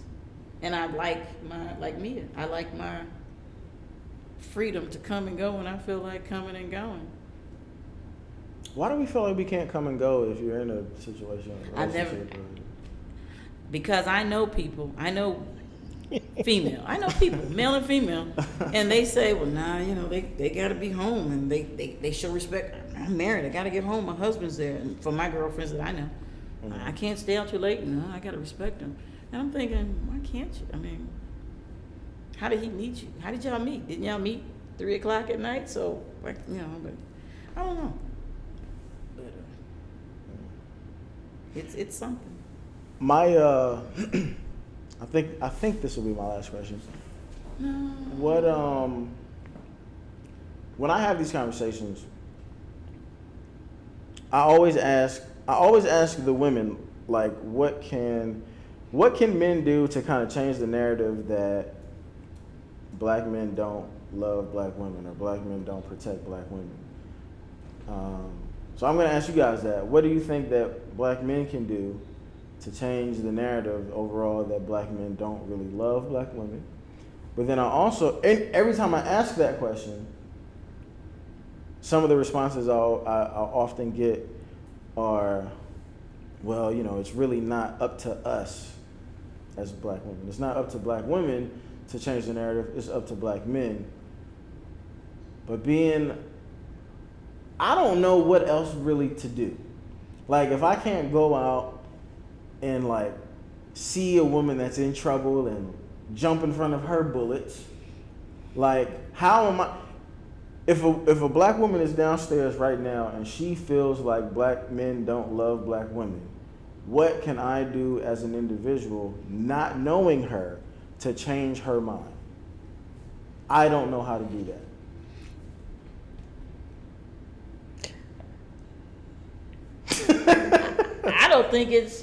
I think it's not up to you. It's up to I think it's up to both of us. I don't think it's a one person thing. Going back again to, I mean, if you saw that woman and you smiled at her and said, hello, and how's your day, or whatever, and start up a conversation, I No don't. Miss Lady, though. Right, no, Miss Lady, no.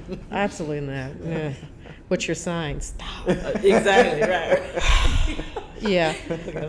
Just be genuine. I mean, I can't imagine a man walked up to me and was totally genuine with what he was saying, and it wasn't some fuckery, then I would be okay with that. I mean, that would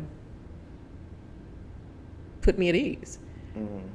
I mean, I other than respect is utmost. I mean, you walk up to somebody and say, "Hey, bitch, what's up?" Then I'm not really gonna feel like you really care that much about who I am as a person. Mm-hmm. Just be real, and And I think, just be real. yeah, and I think by me working at this other little job, when I approach, and when I'm in the clubs too, when I go over and I approach the guy that I want to talk to, which is kind of like that, one of your other podcast situations, but when I initiate the conversation, and if he's receptive or not, but if I'm gonna speak to him first, that kind of throws the ball. The ball is in my court because I'm the one choosing who I want to play with. Mm-hmm. And if he responds to me positively, then I feel good. It's quote unquote, I feel protected. Mm-hmm. But if he actually, kind of smug and it's like, I don't like talking to you, doesn't say that, but the body language shows that. It's nothing wrong with a conversation. I don't think there's anything wrong with talking. And talking and it doesn't have to, but it might, but it doesn't have to lead to anything except for 10 seconds of pleasantries. Just be nice to people. That might change that whole narrative of you all are not, black men are not the enemy. Black men are not, I make it my sole purpose to not carry what society has about black men. I don't fear black men. I talk to strangers people tell me, Barbara, you talk to too many people. You just, are you from Mississippi? You say hi to everybody. I do too. And okay.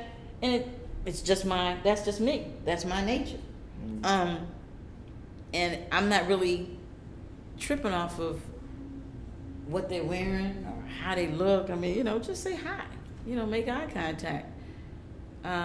So maybe just for me, what works for me being the aggressor, me being the initiator and making the conversation with the black guys or men, period, just protect me and speak back, and see me like the Black Lives Matter. Just see me. Just see, I'm here. Just say hello. Don't ignore me and walk past me and not, think I'm not even there. Mm-hmm. Even sometimes even open up you don't even have to be, the knight in shining armor and open the door for me, but if you do, okay, I'm gonna say thank you, and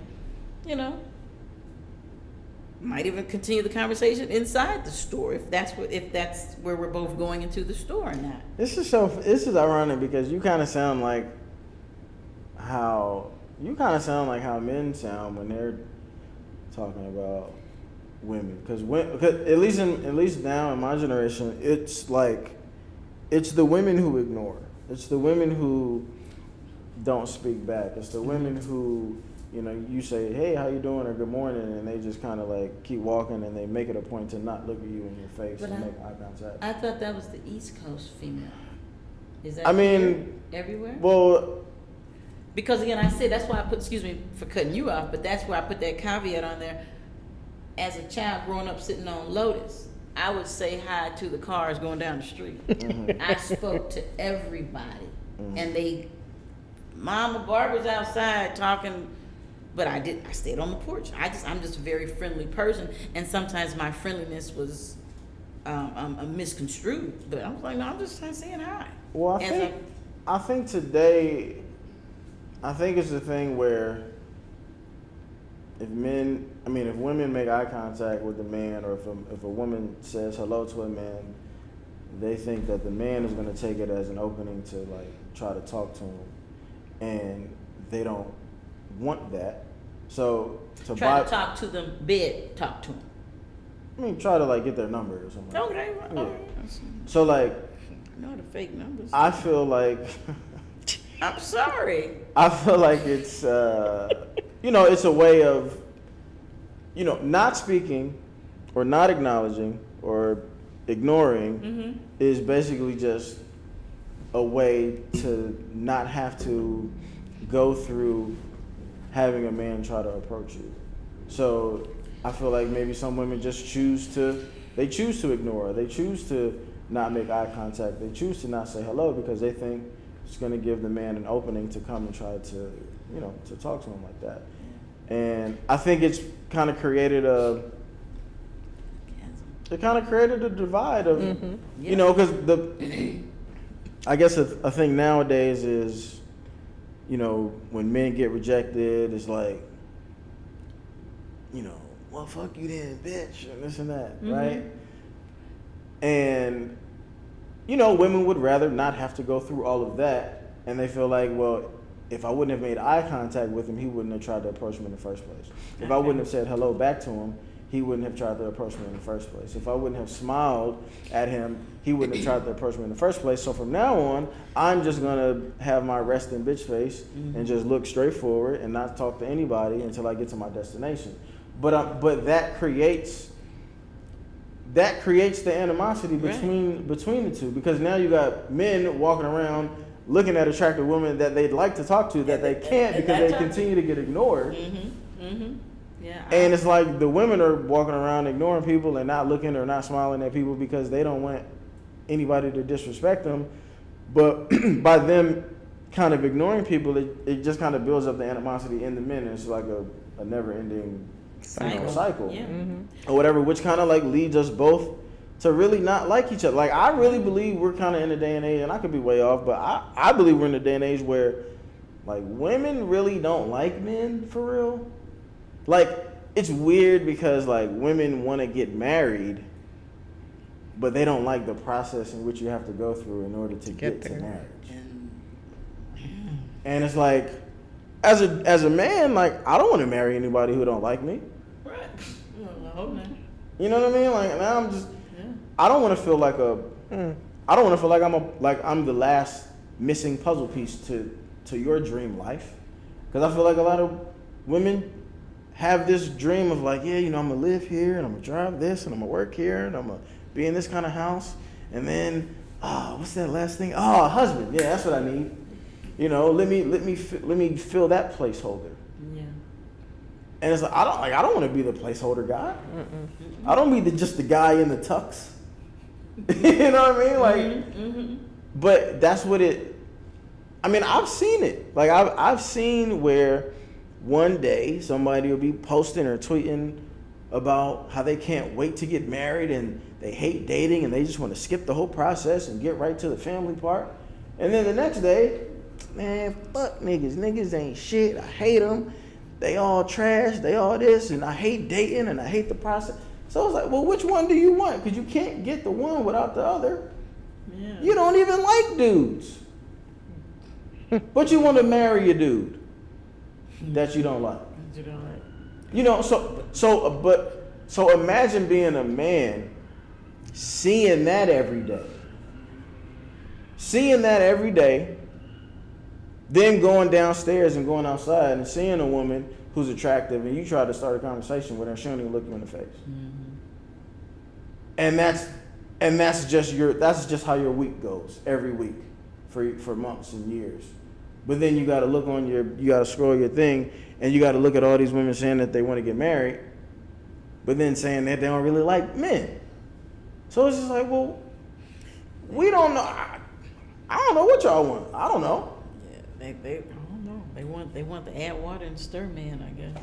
I mean, and some ingredients. It's an instant thing too. That's though. an instant. That's the where instant that gratification of this generation. Yeah. Then it's that some things are not instant. Some You things saw that change when you were teaching, though. Say it one more time. The instant. Mm-hmm. I have kids say to me, "Ooh, I want to play the piano like you." I've been at this for 50-something years. Right, exactly. I actually had an argument with the kid. Was like, "Oh, I learned how to play this song on YouTube. I can play better than you." They'll play this song. Well, I don't know how to do that. Well, then you can't play better than me. Yeah. No, little boy. It's just that, you know, I want it now, I want it now, I want it now. But it's work. Like I said, I've been working on me for so long that I finally feel like I'm at a place where I know what I want. But you've been working on you, but it doesn't mean that the men have been. Maybe men have been working on themselves too. I'm gonna find the but one the that's two been. of you have got to find yourselves Right. to each other, and that's that process. Swipe to the left. And that's This and ain't that's it. where they're making money. On Yeah. that. But and that's This the ain't it, question. yeah. That's the. That's hard though. I would never. I look at men in clubs and I'd be like, dude, I could never be a dude in a club. That's why I just went straight to the dance floor because I didn't want to, you know. I knew somebody's gonna walk up to me and say something stupid, and I'm gonna say something stupid back, and I'd be like, "Look, I'm just gonna go dance because I came here to dance. I'm just gonna go dance because I don't want to go through that." But isn't Ridiculous. But I aren't didn't you- come to a but club are to you meet missing- anybody. not say, No. Are you missing? How did you miss out, or what Yeah, happened? 'cause Where I didn't go to the that, club that, to meet that anybody. dynamic of the socialization of was that it's not taught. It's just. But that's the club. That mentality in the club is already. That's true. It's already You a know, toxic you mix. you got gonna hear alcohol, them. You got You gonna hear music. that. You know, Yeah. you gonna hear that. And So I you gotta didn't. put on a I whole didn't. different I face. didn't. You know, I dressed the way I wanted to, and. Do you guys feel like men bothered you, like catcalled, hounded? Like, did you ever feel like? I don't have the shape for that. I did not get. I got catcalled. that a lot. I never got it. Look at me. I I said, did. you should say I'm upset about that. I never got it. And at the same time, I know women who got it. They're like, God, I can't stand it. And I was like, I don't know your world. You don't want it. It's not. It's fascinating. Yeah, I didn't. You know, you got it. I know what my body looks like. I don't need you to tell me. I know where they're big and what's not, and where I haven't. So Right. you telling me that I got a big ass, and I'm like looking at you like, yeah, okay. All right, so what else is new? Yeah, okay. Yeah, I didn't Do you get know it. what my last thought was about? Do you know what the political situation is in the country? You want to talk about that instead of talking about my big ass? Yeah, I got the cat calls a lot. And it's just like, dude.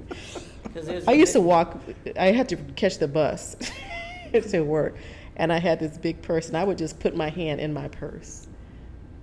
And this dude looked at me and said, "I don't know what to say to you because you look like you was about to shoot somebody." So you learn. I learned how to defend put your my hand in your It's like, purse look, as a just defense don't mechanism. with me. Yeah, I would Yeah. walk across. I see him coming. I'm walking across the street because I know he get ready to say Yeah. something stupid. Wow. So, but yeah, so I would never want to be a dude in a club. That's just not. That's Right. Yeah, I didn't get catcalled, so I don't know that life. And you know. Almost called you a heifer again. And you would have been, and that's a bragging. That was a bragging. You're complimenting me as a heifer, right? I know that was hefe. You know, I don't know where, but that statement about the cat calls, it was Memorial Day. It was probably 1993, and I was over on the South Side, and I saw this man in a wheelchair, and I thought he was a veteran, and he was paralyzed, and I said, "Thank you for your service, sir. I appreciate it." He says, "I want to suck you, I want to suck," and I was like, and I know you're probably asking, how does this connect? But I gave him all kind of respect. He was in a wheelchair. And then he came back and he catcalled me, but it was in a gross way. And I was like, I should be damn. What you just said that's what you wanted. But I didn't want to be catcalled. I mean, no, no, you did. I didn't. That's I didn't not want to exactly be, a but cat call. that That's wasn't a a cat call. that's on He a totally molested different my ears. level. I came home. I said, "Mom," because you had been born, Jamal too. I was like, "Mom, this guy in a wheelchair, his legs didn't work." She Legs said, didn't work. she said, well, Barbara, and that's what she said. She said, well, Barbara, his manhood doesn't, it still works. It's blood. It's not, it has nothing to do with being paralyzed. And I was like, I didn't want that. She goes, well, it happened. It's out there, Barbara. And I was like, wow, Mom. So I didn't get catcalled. That just turned me off. So Wow. I can't even say if I've ever wished any man in a wheelchair again, thank you for, being a veteran. Service. Thank you for your service. You didn't I was look for the hat. Huh? You didn't have one of You know that. what I'm saying? it was wrong. It rubbed me the wrong way. No pun intended, but it was horrible. Oh, So, But it just let me know men think about. To me, men think about sex all the time. Women do too, but men are not afraid to talk about that. that's interesting. I was in Europe. I was 19, and dude hit on me in French. The same shit I heard here, and I was like, y'all, you had the same playbook? I mean, it was no different. But it was in French. It was in French. And I was Wow. like, wow. Was it a white Frenchman or a black It was Frenchman? black. Black Frenchman. Wow. Hey, it was black dude. I was like, Mm. really? Of course, I was sitting on a beach, and but still, I was just like, what in the? Interesting. Okay. Would you want to jump in front of a bullet for somebody? If it's somebody who you really love, would you do that? I don't think anybody ever wants to jump in front of a bullet. I wouldn't want to be in a situation where I got to jump in front of a bullet. Mm-hmm. Right. I mean, And that was something my brother, brothers always said, just Barbara, you have to choose where you go and think about where you're going, where you will have that situation. And, just got to you got to think about where you're going so that you won't have that. yeah, it's just, but it's hard to really. I mean, you don't really know. You don't What's know. gonna pop off. You can't really don't know. predict like what's gonna happen, where it's gonna happen, because some people don't care. Some people are disrespectful. Some Right. people. They got short tempers, short tolerance, and they just go. And and again, like I think the tough thing about protecting or whatever is like sometimes the way that you think that your reaction is appropriate for the situation, Mm-hmm. but you just have to hope that she thinks that your reaction was appropriate. Because like if you overreact and she thinks that you should have underreacted, then it's like, man, this guy's crazy. But then if you underreact, but she thinks that you should have gone up here, then she's thinking like, oh man, he not really, he ain't ride or die, or he's not the protector that I thought he was, or I don't feel safe with him or whatever. So, but the tricky part about that is you never know until after the situation is over. Mm-hmm, mm-hmm. And what you just said, I asked, I have a council of men, I have a man council who I just asked questions about. And this one gentleman said, he said, no, my daughters never needed protection. Their men needed protection from them because my daughters were fighters. So, and I was like, well, why are they fighters? He said, and his answer was, well, my children got it honest because both her mom and we both have short fuses. So we have short tempers. I said, are you sure she's mad? Is she upset and angry because of genetics? Or is she mad and angry at her male husband? All your daughter's husbands are upset because they had a bad picture, because you weren't in the family, you weren't in the household. So do you know if their moms talk bad about you, and that's their defense mechanism, and that's how they talk bad to their husbands? That's why their husbands are afraid of them, but they're married. So it was just weird, and he was like, well, I don't know anything about that. I don't know. He didn't want to answer to that counter question that I gave him.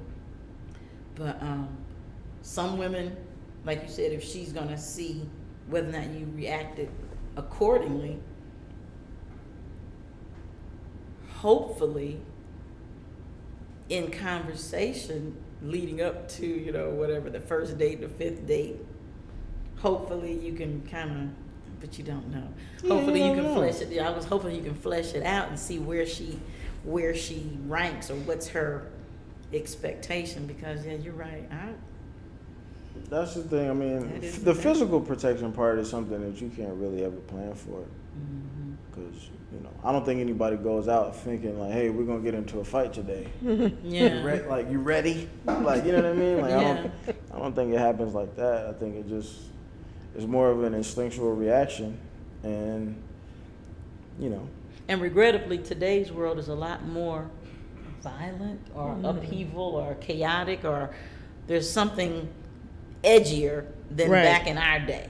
And right now, your generation, y'all, it's more senseless. Like, people don't really value life like senseless. Okay, that's a good word. Yeah. It's sad. It's scary. And I hate to say. I don't like being around. Honestly, I don't like being around people who are like super like confrontational and like super like, you know, with road rage and because you don't know what happened out here. And I'll just be quickly like, do you got a gun? Because we don't know what they got. Right. What do you got? Yeah. Because I don't got nothing. You know, and people don't really fight no more. No. No, they don't. People don't No. fight no more. Like they go straight to To I'm the gun. try to kill you. exactly. Yeah. You know what Nah, I'm saying? And I'm not trying to put my life in jeopardy really for no. I would hope that my circle, I would hope that we're all on the same page of, you know, let's all go home, man. Exactly. As opposed to trying to see who's like the toughest guy in the room or who's gonna. And I don't want to be around no women who is going like, you know, Spark it off. Keep ratcheting it up. Yeah. Talking it like. Now Yeah. I can say that one good point about the crack addict that I did date. He did say, you know what? And this was back in the 90s. But he said, you know what? Nobody fights anymore, and I like a good fist fight. And I can fight, but now everybody wants to pull out a gun. Okay. So he was old school, so to speak, in that Where did you meet a crackhead to date? Off microphone, we'll talk. Crackheadsmeet.com. He wasn't. I'm sorry. I'm just But sitting yeah, here so, like. but no, the people don't fight, and women and females are very, and we don't know if that's mental illness or what that is, but and women are very aggressive, very confrontational. well, that's because the consequences are different. Yeah. I mean, Women- just in the classroom. Stereotypically, women don't really have to censor themselves much because the consequences aren't that dire. Like, they're not. Yeah, you're right. You can talk trash to your dude because society says your dude's not supposed to hit you. So you can talk crazy to him and dare him to put his hands on you. Yeah, and Because the then moment he puts his hands on he's you, got a case. regardless of what you did, he's in trouble. Right. You know, and again, like I was saying earlier, you're going to talk to another. I don't think any girl is worried about getting shot when she's jawing at another girl. I don't really watch the news, but when I watch the news and I hear about people getting shot and killed and murdered and stuff, I don't hear about it being woman kills other woman, Right. woman shoots other woman in a robbery, woman shoots other woman in a fight and kill, it escalates into gunshots. This woman killed, you don't hear about that. But it is out there because they do have female gangs. I'm not saying that it's not out But there, it's but I'm not just, pro- it's not as, it's not, Right, it's not as prevalent. yeah, That's true. it's not. That's true, but it is there because they have some bad bitches out there. It's bad, exactly. You know what I mean? So like the consequences are They're just different. a bit different. Right. You know, and Chi-Chi's not I'm not trying to be I'm not really trying to be a part of none of that. I would hope that I wouldn't, because I would hope that we're old enough to like, do we really want to take it to that level? Like, Right. I don't want to be around nobody who 35 and you still talking about pop the trunk. Like, Right. why we don't just go home? Right. We at the car. If you talk about popping the trunk, like why don't we just get in the car? Right. See, You know. you're the voice of reason. That's good to know that you. Yeah, if you could just talk your group of folks, just get in the car and let's just. But it's roll. different. But it's different when you It's different when you're the man with a woman though. It's different. It's different when. If that woman, if I'm hearing you, if that woman is come on and show yourself. Come on, you going. If she's. But it don't even got. I don't even think it has to really be that. 'Cause I think it's more so of a going back to the comment. Like, if you lose a fight in front of me, I lose respect for you. Like that speaks volumes to me because it doesn't necessarily just have to be specifically a fight. It's more so basically like if you back down in any kind of situation that I see, I'm done with you. So like if you whether it be an argument, it could be something as simple as somebody like jumping you in a line, In a line, yeah. waiting for lunch or something like that. When it's like the mature person, some people will call him mature, and people are like, oh damn, did the dude just get in front of me? That's crazy. Go ahead, bro, you got it. Mm-hmm. As opposed to, "Hey fool, you just get in front of me, cuz?"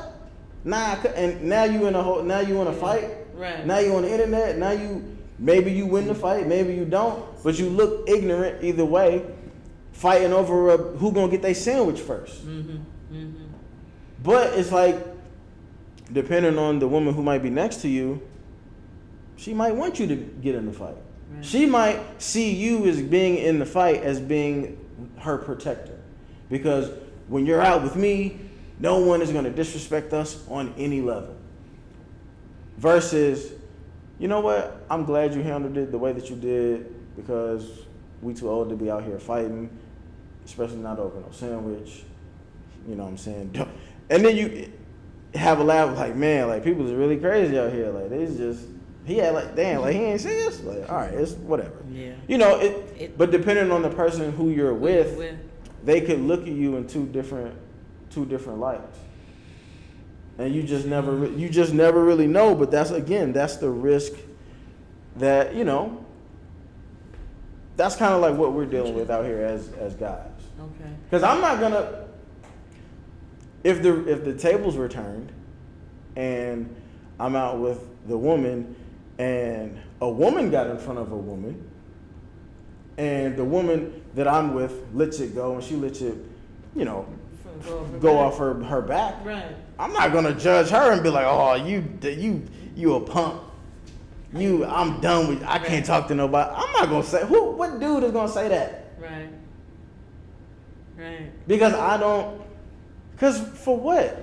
First of all, I don't really want to be with no girl who she fighting all the time. That's not sexy. Not at all. That's Yeah, like why you fighting why your knuckles so hard? You know what I mean? I don't know. Look, why you got that mic? Look, you got that Mike Tyson. Because too. I am that person. Don't jump me in line. Oh my God, that's you. I'm that person. I literally. honest. Don't make that mistake. Oh, Because I will call you out every time. Dude, I was standing there. I don't care how tall you are. That's my place. But what? Seriously? Oh, I didn't see you there. Well, how do you ain't see all this? Yeah, I would be that one. Now, I'm not gonna fight you about it, but I'm gonna give you go and find your place in line. Or I'll be that person like in a grocery store where there's one line and then you go into as they go up and somebody gets in the line, I'd be like, excuse me, line back here. Yeah. That would be me. Yeah, I've done that too. That would be to me. But that's still a more intelligent way of disarming and diffusing. Yeah.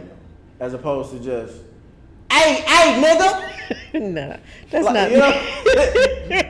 hey, you ain't see me. I know you see me. Like that's, you know what I mean? Like, Yeah. I don't know. I And just you know, think- you think about that too. Some people know that it's gonna be on. They know right now with the cameras. Everybody knows something's gonna be on cell phone. I figured that out in the classroom, and you always have somebody who's gonna be the fire starter, Instigator. the instigator, and then you always got your public back here, and they gonna put this on, you know, whatever that was. They were allowed they to still have do- cell phones? One more time. They were allowed to have cell phones? No, they're not allowed. That's the whole point of it. Okay, gotcha. No, they're not allowed, but somebody's going to do something that's going to pop off so that the person who's not supposed to have a cell phone has it out and they can put it on, what is that? Wild and Out or some, whatever those crazy.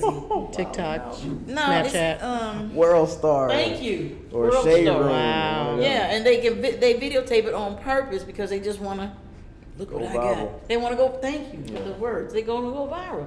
So you have to, and I had to realize, okay, Barbara, is this for real, or is this somebody just trying to, you know? And I had to Push your buttons. Right, I had to put my head on the swivel just to sweep the room to see do I see somebody with a camera to figure out if I'm gonna actually react. I'd be like, let me go get my popcorn because I'm gonna sit back and watch. You know, I'm gonna be with y'all. I'm not gonna get caught up in that. So, and you know, some stuff is just weird. I don't know how I don't know how you date. I don't know how you do it out here. Just be careful. That's a, man. I wasn't thinking this far in advance. 20-some years ago, plus years ago. I'm like, man, I didn't think the world was going to be this crazy. But, I love that you're here, but please just be careful. Continue to be careful. Before we get out of here, what was going to be my last? I know I said a couple times it was going to be my last question. I know what my last question was going to be. Unless I asked this already. How do you guys, as women, how do you protect black men? Black men? Yes. I will not allow anyone to talk bad about them in my presence. Wait, say that again? I won't allow anybody to say anything negative about black men in my presence. Okay. What does that look like? I was at a gay bar. And I don't know how the conversation. There's a black guy, a white guy, and a Jewish guy. That's how it seriously. sounded. And some dude said something about black men don't take care of their children, and da da da da da. And I was like, "Are you married to a black man? How do you? I mean, why are you supporting that? Why are you putting? You don't know this to be a fact, but this is what you believe based on what? Okay. You're gay. Did you have a kid? You push one out?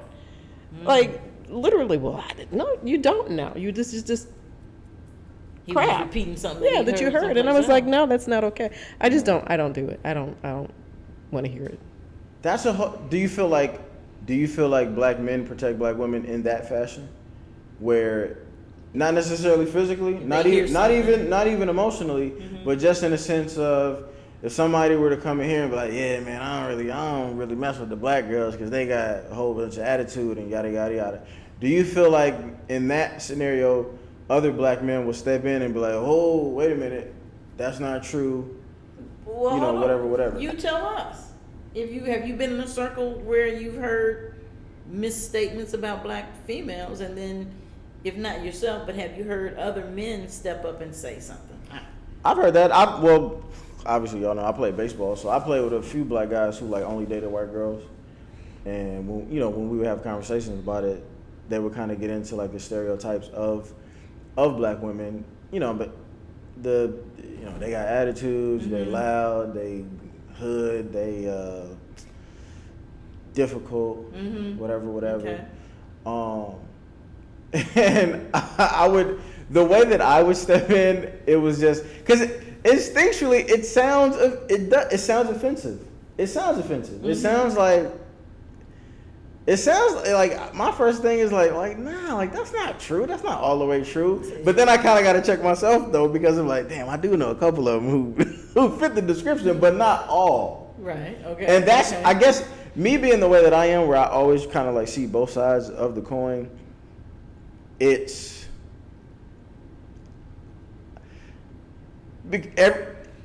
everybody can only go off of their own experiences. Right. I don't know who actually does that. I try to do that all the time. But I don't know when other people are saying like, oh man, black girls are this or black girls are that.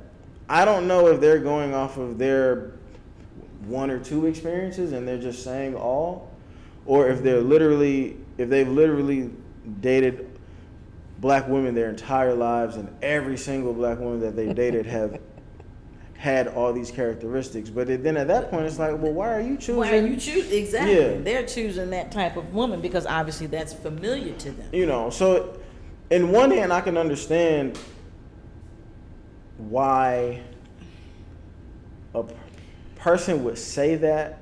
But then on the other hand, it doesn't make sense because I don't feel like you can ever say all anything. No. Because when I hear the stereotypes about how black men are, I'm like, I don't fit that description. Yeah. You know what I mean? And I know a whole bunch of women who don't fit the description of the stereotype of what black women are. So I do feel like this particular person I'm talking about, we definitely got in a bunch of arguments or back and forth and debates, just like in the clubhouse, in the locker room. Not just me specifically, but just, because there was several black guys on that team or whatever. And he was very, very unapologetic about why he don't mess with black girls. And it was just crazy to us. Like, But some people just be too far gone though too. So, and I wanted to ask you this, so I'm gonna ask you this now. But what type of female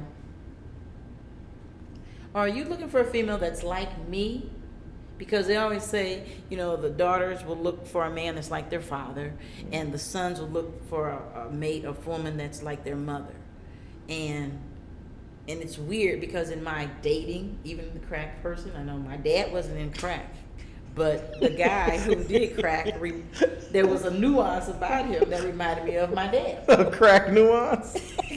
So I answered the question about how do I protect black men, and I can't really put my finger on an example like you say. You stood up for them in a club, but I don't know where I protect them, but I know not all black men are bad, and I don't even want to use the word bad. They are I don't want to call it a victim of their circumstance, but they are a result of their life, of their circumstance, and how they've been able to handle their life. That's what comes out of him. Now, whether or not I meet, when I meet this person, am I triggering something that makes them want to fly off the handle at me? Because I've never been called a bitch, never been made angry at. But there was one guy that I dated, he wanted to fight me. And that was some crazy shit. Man, I tell you, that's weird. But knives and bats are good for that. So, but in dating a woman and talking about the baseball guy, he didn't like black women because they're loud and this and that. Mm-hmm. What type of woman do you date? And is she based on me and my behavior to you, or is she something totally opposite? I don't think it's really either specifically. I don't know, like, at any point in my life or at every point in my life, like, women have never really been like my top focus. Okay. Like, it's either been, so like, I can't really even say that I've ever like looked for a certain type of woman. I just kind of like live life, and I meet people, and if I meet them and we got a good energy or chemistry or whatever, and I'm just kind of see what happens. But I don't really put too much stock in like, oh man, I gotta be in a relationship, or I gotta be married by such and such age, or like I've just never lived like that. Right. I've met quite a few like women who were like really, really dope people. I've met a few who weren't as amazing people.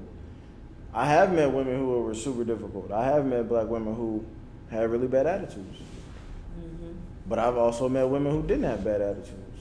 I've also met black women who weren't difficult in the time that I've known them. But I can't but that's what I'm saying though. I've seen both sides of it. And I can understand how if I were the guy who dated 8 black women and all 8 of them had bad attitudes, then of course you're going to say black girls got bad attitudes. Because every black girl that you've experienced has had a horrible attitude. Yeah, but 8's not a big number. I mean, it's not, but it is in a lifespan of somebody who's 30 years old and they ain't start dating until they was 18 or 20. Was he an asshole? The guy that I'm talking about? Uh-huh. Because it could have been that they were perfectly okay and he just rubbed them the wrong way, and then they checked his ass and he didn't like getting checked. Right. That could have been it too. He was kind of, but see, there it is. He was a product of his environment. Exactly. So what you bring to the table, you get it back. What you bring to the relationship, right, was what you attract. You attract it. Exactly. Yeah. So therefore, or maybe his mom was loud and that's who he based his mates on. I don't know. Interesting. But okay. But yeah, I mean, like I said, I've never really felt myself like in search of anyone in. So your dad and I telling you don't get married till you're 35, that didn't impress upon you, Did it? I mean, I always knew. Well, I always felt like y'all was joking, We were. but Not anymore. Now you're 30, you know. But I mean, I always felt like the deeper lesson in that was really just like, you know, go after what it is that you want to do, and everything else will kind of fall into place or whatever. And that's kind of like That shit was has fun. always been what I've tried to do, and currently like trying to do. And I've just never wanted to be. I never wanted to be backed in a corner by time. We've talked forever. I want to go longer. I thank you guys again for coming on and answering all my hard questions and you know, just giving me a perspective and everything like that. And yeah, I really enjoyed it. I always enjoy when you're on, of course. And and thank you, Thank you. Sally, also No for problem. you know, bringing your militant perspective on here as well. But no, man, before we get out of here, just tell the people again where they can find you, if you want to give your social media or whatever else it is you might want to give. I don't know if y'all selling anything or y'all got any kind of businesses, or maybe you're even selling crack. I don't know. Good. But just Or tell the that website. camera right there. What? That website, no. All right, well, you said businesses, and I didn't even think about it. So Sally AD at Instagram, but also on Etsy, Little D Designs, LILDDE Designs at Etsy.com. And, You need to spell your name. Yeah. oh, Sally AD? You need to spell it out. SALLIEAD. It's, yeah, so. I'll put it on the. I'll put it on Seriously, the screen. I don't think about that. Yeah, there's no Y. Right. Sally L-I-E. Sally with the I-E. Yeah, absolutely. Mom Dukes, I don't have a business. Do not follow me on Instagram because I have no posts. But I'm Jay Jackson's 1616 mom, so I'm always on the lives, listening, watching, laughing. Oh, okay. Thanks for having me, son. It was Of great. course, This of was course, fun. of course. I thank you guys again. And of course, I am Jaxon 1616, Jaxon 1616. Also, again, 1/3 Sex with Strangers, a grown folks podcast. Shout out to C and Juice, of course, as always, as usual. New episodes every Monday. Follow us on Spotify, Apple Podcasts, Google Play, Stitcher, all of that stuff. And if you have not already, sign up to the Patreon. But actually, everybody who's watching this is already signed up because that's where this is going to go. I also have if you wanted to donate, I have a GoFundMe. I am trying to go international with my interviews and everything like that, so I'm trying to raise money for that. What else? YouTube. I still have my YouTube channel. That's where all of the free content is. If you like to go there and just kind of catch up on like all of the things that I've done within like the past year and some change, it's just called One Mic Stand.